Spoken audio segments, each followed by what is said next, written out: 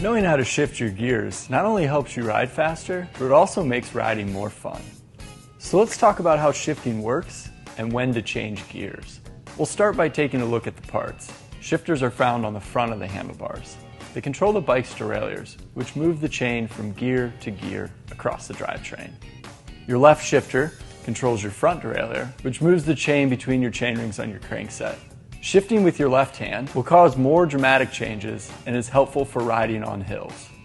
By pushing the whole left-hand lever inward, the derailleur will push the chain up to a harder gear.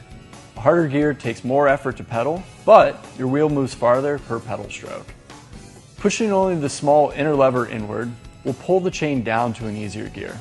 This makes pedaling easier, but you won't move as far or as fast.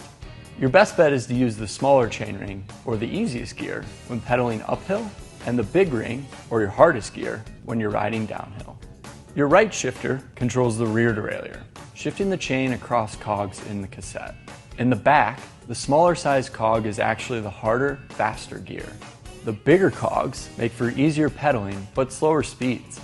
This means your right-hand shifter works backwards of your left hand. By pushing the whole right-hand lever inward, the derailleur shifts the chain to an easier gear, and pushing the small inner lever will shift the chain to a harder gear and faster speeds.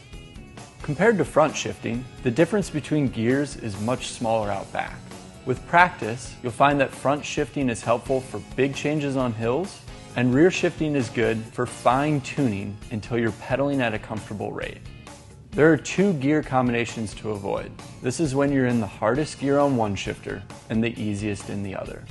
We call these cross-chaining because you're running in opposite extremes. Cross-chaining puts a lot of strain on the chain and often causes the chain to rub against the front derailleur, which makes a lot of irritating noise and can be bad on your gear.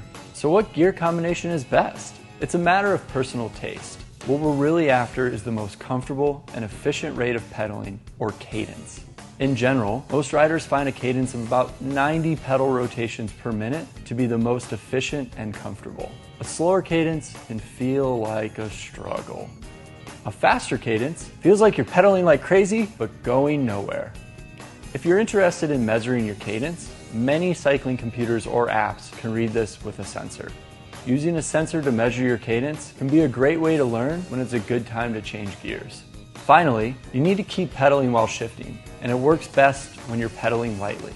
If you've got a lot of pressure on the pedals when shifting, the change tends to be clunky and abrupt. If you see a hill coming up, shift to an easier gear before you start climbing. And that's the 101 of shifting gears.